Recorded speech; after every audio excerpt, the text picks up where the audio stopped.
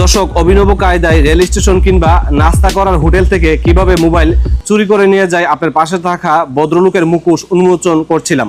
দর্শক, যেমনটা দেখাচ্ছিলাম, সাদা টি শার্ট পরা, কালো প্যান্ট পরা যে ভদ্রলোকটি, সে একজন মোবাইল চোর।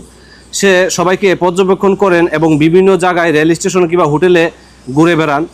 এই ভিডিওটা সর্বোচ্চ শেয়ার করে আপনার আমার পাশে থাকা মুখোশধারী এরকম ভদ্র চোরকে ধরিয়ে দিতে সহযোগিতা করুন।